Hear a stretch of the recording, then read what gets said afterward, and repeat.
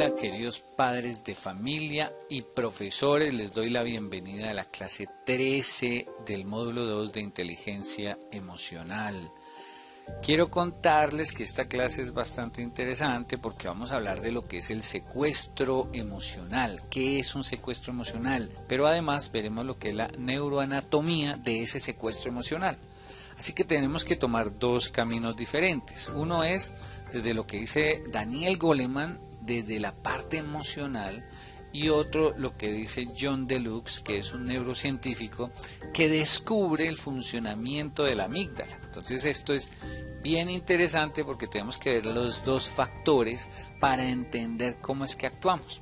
Así que voy a empezar por el lado de Daniel Goleman, ¿vale? Daniel Goleman, del cual ya hemos hablado tanto acerca de lo que es la inteligencia emocional, definió el secuestro emocional como el momento en el cual una persona pierde el control de lo que pasa a su alrededor, pierde el control y actúa sin pensar y origina locuras. Una persona que puede matar a otra, o una persona que deja tirado su puesto de trabajo, una persona que le pega a su esposa, a su esposo. Son situaciones que son salidas de los cabellos y que después usted, cuando vuelve a su estado normal, entiende que la embarró, entiende que cometió un grave error. Pero esto se da, volviendo a la explicación de lo que es la inteligencia emocional, ya usted ha creado sentimientos a través del tiempo, esos sentimientos le han afectado a usted el funcionamiento de su cerebro, y esto es importantísimo, y este tema es la clave del por qué también la inteligencia emocional y a veces cómo nos comportamos. Porque si desde pequeños hemos recibido esos estímulos externos de rabia, de reproche, de frustración, de culpa, la amígdala fisiológicamente se ha venido dañando, se va dañando, se afecta su funcionamiento real.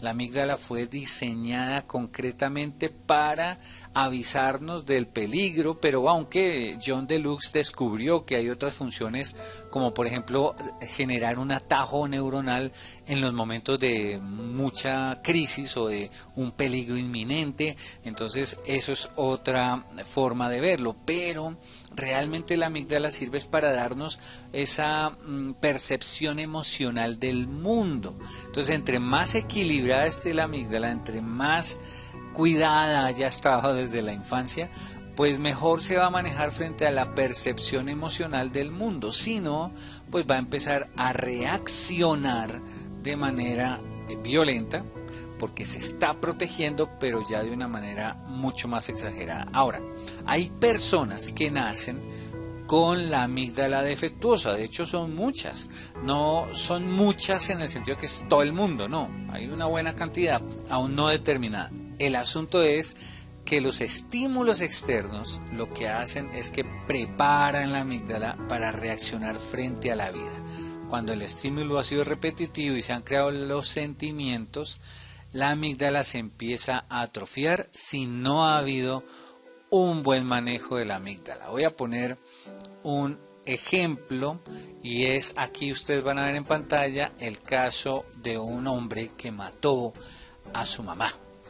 ¿Y por qué la mató? Porque según lo que cuentan, yo estoy mostrándoles imágenes, pues porque es una historia que dura más de una hora, si quieren la pueden buscar en internet, pero este hombre nació con ya un defecto en su amígdala, y esto sumado a la educación que tuvo, a la formación que tuvo con su mamá, la cual fue bastante fuerte. En el caso de la mamá era muy cuadriculada, muy normativa, y no cuidó la formación emocional de él, cosa que se da siempre en los papás de la posguerra, de la Segunda Guerra Mundial.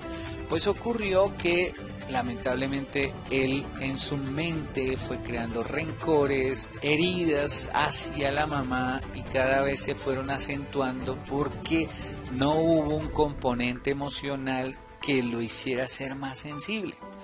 más su defecto en la amígdala hizo que se fuera convirtiendo en alguien violento, que buscara peleas.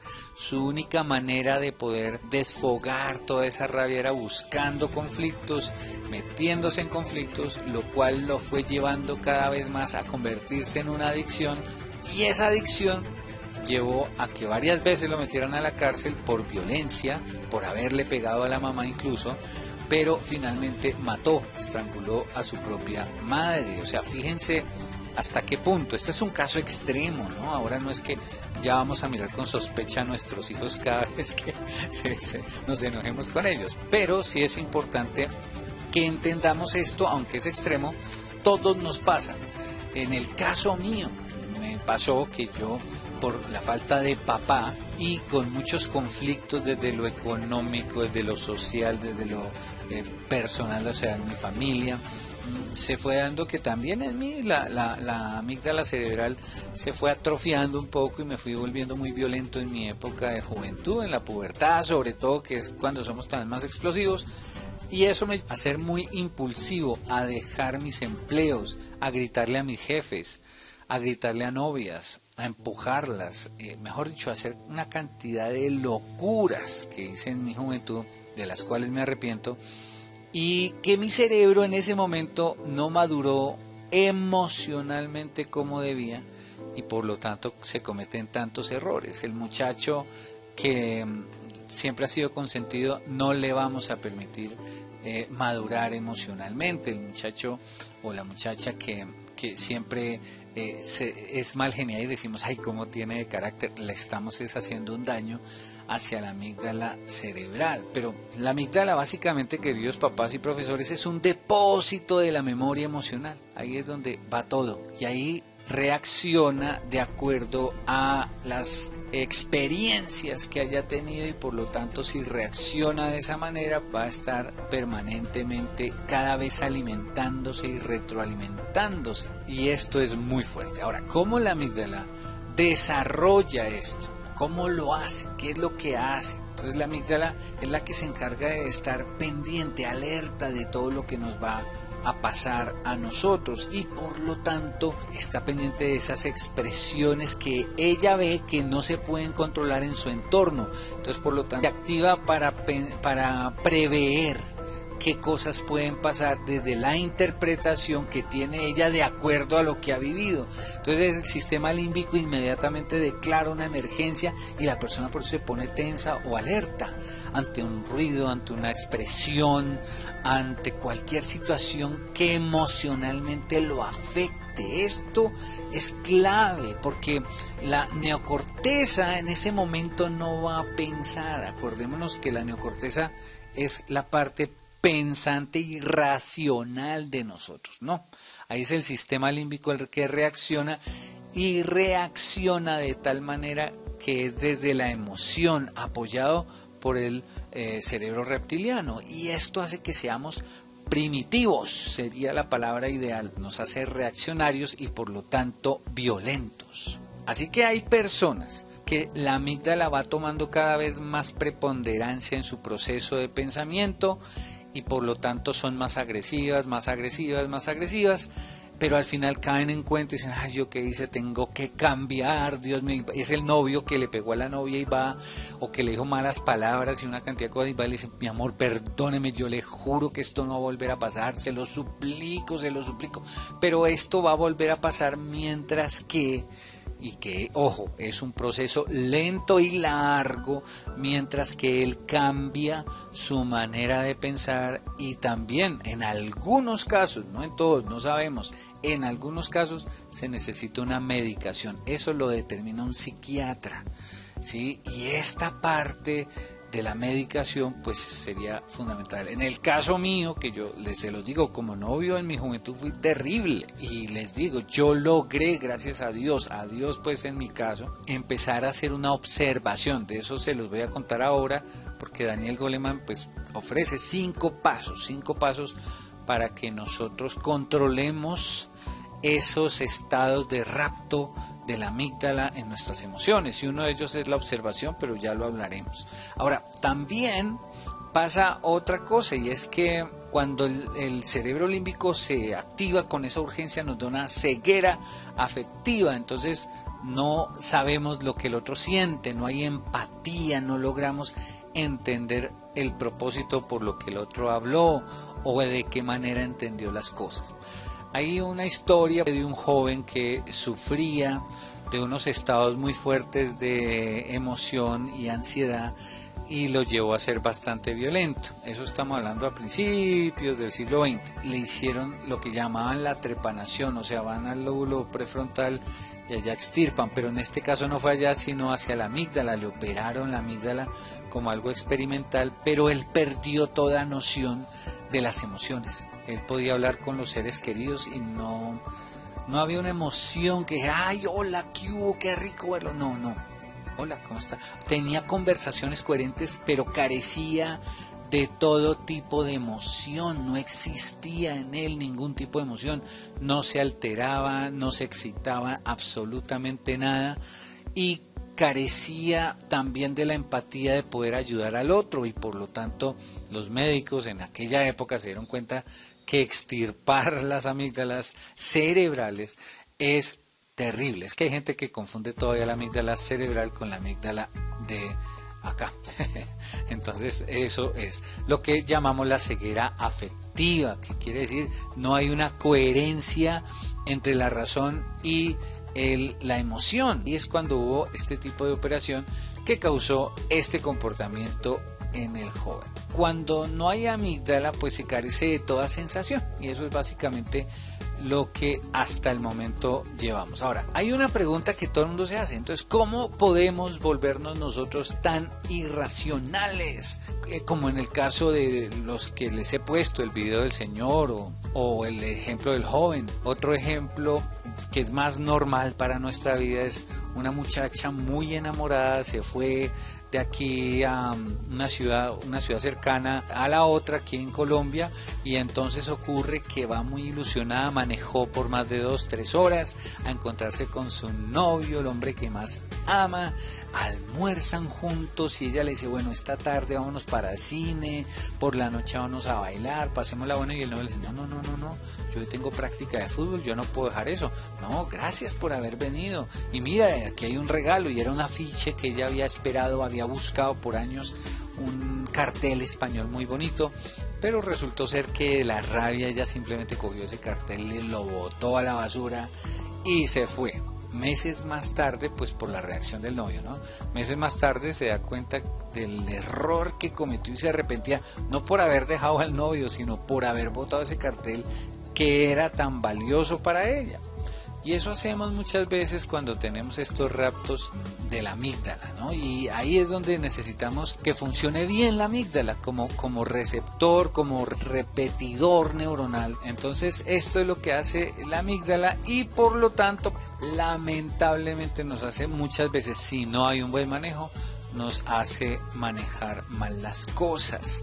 Entonces yo quiero darles 5 razones de cómo podemos cuidar nosotros el uso de nuestra amígdala cerebral. La primera es observarnos a nosotros mismos, tener esa costumbre de saber entendernos emocionalmente, qué siento ahora, cómo me está haciendo sentir el otro, pero no es para juzgar al otro, es para saber yo qué es lo que me hace reaccionar, qué es lo que me activa emocionalmente y me hace perder el control. Eso es a lo que estamos buscando, que lleguemos todos nosotros, o sea, ¿qué me dispara emocionalmente? La segunda es buscar un modelo conductual, me explico, una persona que usted admire y conozca, no que admire de lejos porque no sabemos cómo se comporta, sino alguien que usted admire cómo se comporta emocionalmente, una persona que esté cerca a usted, que usted diga, oiga, sí, con esta persona sería genial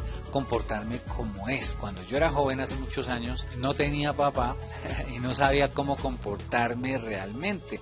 Cuando tuve todos esos problemas emocionales, alguien me propuso eso, búsquese a alguien que admire. Y había un señor que yo admiraba mucho y que era muy correcto, muy ecuánime, muy tranquilo, y me puse a observarlo, a tomarlo como mi tutor, digámoslo así, aunque él nunca lo supo, pero yo siempre lo observé mucho y lo tenía cerca. Y así que traté de seguir el ejemplo de él de esa manera y comportarme como él se comportaría en determinadas situaciones hasta que se convirtió en un hábito, ¿no?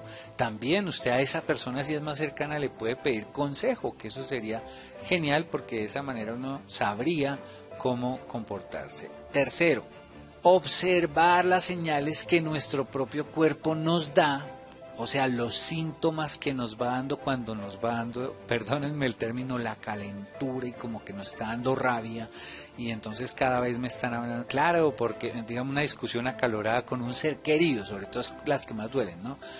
Claro, es que usted es, no sé, un fracasado, un tomatrago, porque siempre se sacan los defectos. Mire qué síntomas le dan con cada palabra que le dicen. Yo le quiero ser muy sincero, con mi esposa ocurría eso, que ella cada vez que se acaloraba me sacaba los trapitos al sol de lo que para ella consideraba eran mis fracasos, y en muchos tenía razón, no le puedo negar eso, pero yo sabía que había alguno que era un disparador. Entonces empecé a entender eso. Había uno que me disparaba y que me hacía ya poner. Entonces yo ya entendía que era ese. Entonces yo ya estaba pendiente y iba a decir, no, listo, me dijo esto, más no le voy a hacer caso. O si me disparaba, le decía, ¿sabe qué? Hablamos luego. Y yo me iba a dar una vuelta. Ya no me ponía a hablar más para calentarme más y perder el control de la amígdala. Simplemente me iba a dar una vuelta. No sé si ustedes sepan, pero el cerebro, si usted se sale de una conversación de ese tipo, necesita tan solo de 90 segundos para volver a su estado anterior emocional. Ahora, ¿qué ocurre? La gente se deja llevar. No, es mejor que pare, váyase de una vuelta, 90 segundos, ya usted está más tranquilo. Si pasa más tiempo, mucho más racional de lo que antes de estar en este asunto. Entonces trate usted de hacerlo de esa manera. Ahora, hay unos rasgos también en mi personalidad que hacen que yo lamentablemente reaccione. Entonces también empezar a entenderme que debo no manejar esos rasgos de mi personalidad, porque es que hay gente que dice, yo soy así, nadie me va a cambiar, ¿y qué?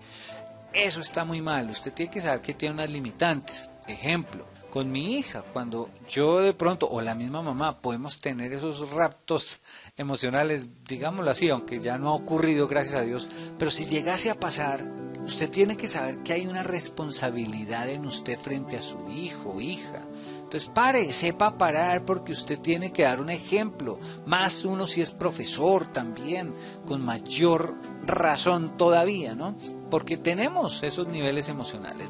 Cuarto, cortocircuito, así se llama, cortocircuito, que es aprender entonces a que ya nos hemos observado, hemos seguido un modelo, estamos viendo los síntomas de nuestro cuerpo, pare, váyase, como les decía, de una vuelta o cambie el tema. O algo que yo aprendí ahora es, por ejemplo, con la mamá de la niña, que a veces se pone intensa, o con cualquier persona, sencillamente yo digo, bueno, vamos a parar.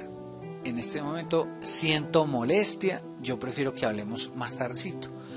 Eso que hago yo, hay gente que no lo entiende, y de hecho también puede ser un defecto en mí, pero eso me da tiempo para calmarme y para pensar racionalmente. Como les digo, los 90 segundos. Y quinto, está aprender a perdonarme si fallo, porque no somos perfectos.